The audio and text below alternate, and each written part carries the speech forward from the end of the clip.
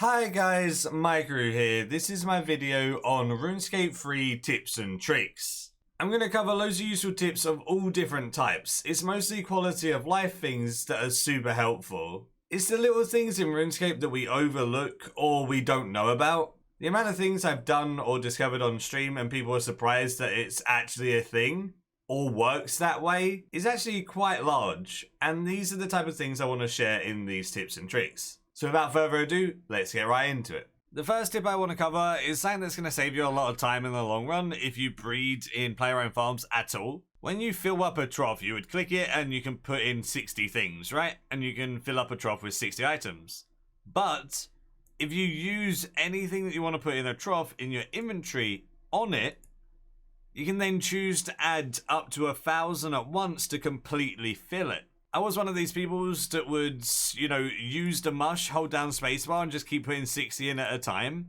And it would take ages to put the whole 1,000 cap in. Now you can just use it, type in a big number, enter, boom.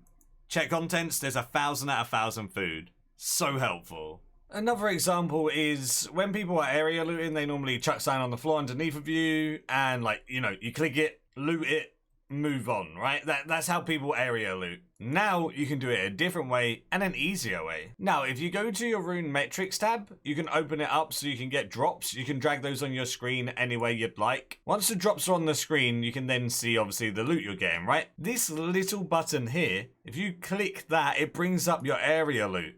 Then you can loot and then you can get on with your day. You don't have to drop anything. You don't have to do anything at all. You just click the area loot them, move on. That's literally all there is to it. It's really nice. Another tip that's a very small one but pretty neat is you can left click convert lucky charms. For instance, you can trade your ED1 charms into ED3 charms or something. Then you'll get the charms you want for the specific dungeon and you won't have to buy new ones just for the specific dungeon. You can switch around wherever you see fit. I mostly do ED2, so I think I'm going to transform most of mine into ED2 ones and keep a couple for Shadow Reef. And I'm happy with that. I've got the ED1 title, so I don't need those anymore. A lot of people don't realize this, but if you're doing Abyss rune crafting and you die with rune pouches, you can get them back super easily. The only one you can't get back from death is the one that you get with rune span points, just because that one degrades to dust and is always destroyed. For example, if you get PK'd, you die, you lose all your rune pouches, and you end up in Ageville, right? I have no rune pouches in my inventory, but if I go to the bank and I pull out a Abyssal Titan, I summon the Titan, all of my pouches are inside the Titan's inventory, which I can take out and use again. This literally sets you back nothing and you can just carry on with your day. Speaking about dying in wilderness, sometimes it's good to die in the wilderness because you can get some money back from things you don't use anymore. For example, unaugmented tier 90s are kind of useless once you use them, right? You can't augment them once they're damaged, and nobody really uses unaugmented gear nowadays. So I went to the wilderness, I had 90% Serenic and 10% Malevolent. I got someone to kill me for them, and when I die, I drop energies and scales in replace of those tier 90 gear if they're unaugmented. So that means whoever kills you, obviously make sure you trust them, and they can give you back the stuff and give you some money. I've never used these since Invention came out, so they've just been sitting in my bank, and it's definitely useful to get some money out of them. And I just made 24 mil from dying with them. So these items that were pretty much just sitting in my bank, wasting bank space and everything like that, now just netted me 24 mil that I can go spend on new tier 90s I can augment and such. This tip with auras is really nice. If you go onto view and manage your auras and go into the settings, you can automatically extend favorited auras by 100%. You can also automatically extend unfavorited auras if you want to extend every aura you ever do, but I wouldn't advise that. So to favorite an aura, you just get the star and you click that. So for instance, I have things like Reckless saved as I use it a lot with PVM. And every time I activate an aura like Reckless, you can have it instantly extended, which means you don't have to worry about accidentally activating it and it not being extended. For example, if I'm going to go over to Rax with melee and do my hour of Rax or whatever, I can right click, activate Berserker, and it instantly gives me the Berserker aura with a 60-minute duration. Now I can freely go to Rax and get some gains. This tip is more linking into bank space. If you have an elite skilling outfit and a normal skilling outfit, you can delete the normal version of that outfit and still get the XP boost with the elite skilling outfit. For example, that means if I delete this normal divination outfit, my elder divination outfit will still give me 6% more XP. Even if the diviner's outfit is stored with Diango, I'll still get that XP boost if I have the full elite outfit. Saves some bank space, and it never used to be like this, and it's super helpful being like this now. Something that not enough people know about that is super useful is your action bars automatically being swapped. So if you go to combat and you go to action bar settings, down here at the bottom of action bar settings, it has action bar binding setup. I have certain action bars linked to certain weapons. For instance, action bar 3 is magic 2-hand. Action bar 4 is range 2-hand. Then we have magic dual wield, range dual wield, melee dual wield, melee 2-hander. So I've got bars that automatically get equipped whenever I equip a weapon of that type. You also want to tick switch bar when loading presets, as then that makes it even easier when you're going to the bank or something. So if you go from doing a magic hour at one boss to a melee hour at another boss, it will automatically set up all your bars for you. Let me show you exactly how this works. As you can see right now, I'm not wearing anything and I have a melee bar. This is like my Slayer bar, right? If I put on my Staff of Slisgate, it then switches it to a magic bar. Then if I switch to my Serengobbo, it switches it to a range bar. It automatically gets switched, and this is super helpful for loads of different places. This comes in especially helpful at places like Dagannoth Kings, where all 3 styles are needed to damage them. As soon as you switch to your staff, it switches your bar for you, you're good to DPS the next one, then it'll be time to switch to the bow, etc. It is so good.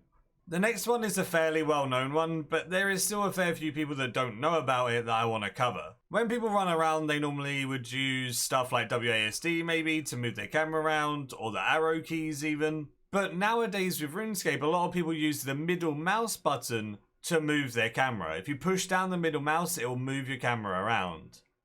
With the type of combat that you do in RuneScape, now it's so much better using the middle mouse to move around, because you can click where you want to go, use your middle mouse to move around, have your other hand free on your keyboard to do any type of abilities you want to do, especially if you're bossing or whatever.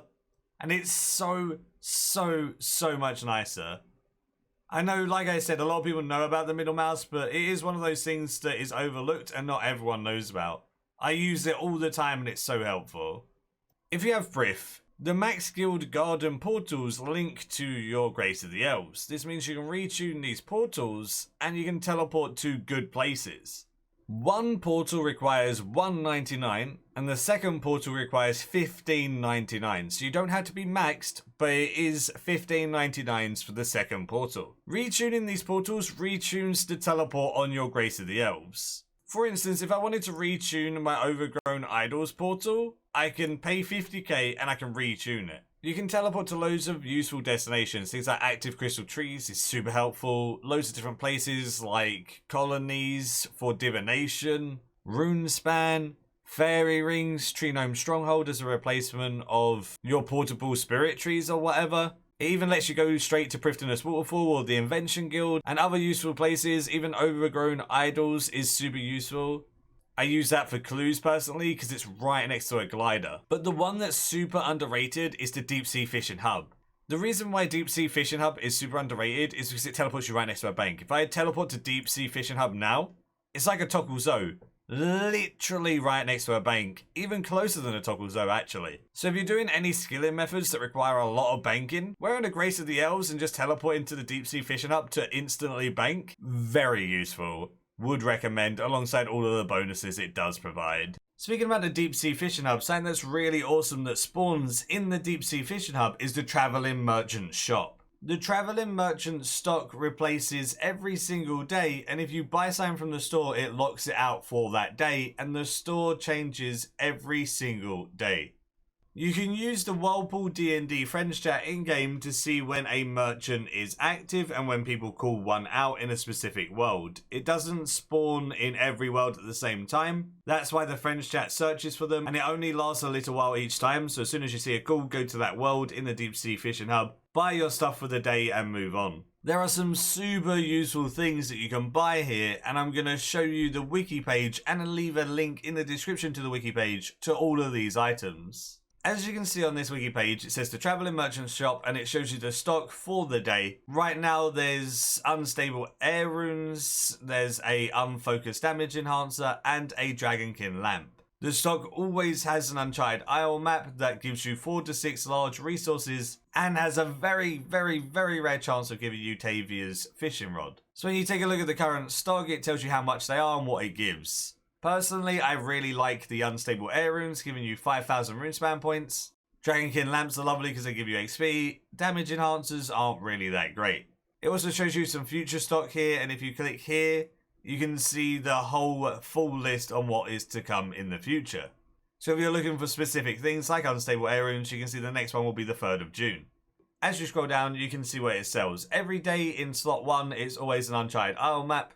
Slot 2 can be any of these items. Some that I really do like are the unstable air runes, say a VIP coupon for say a VIP tickets, sacred clay to give you stealing creation points towards outfits or bonus XP.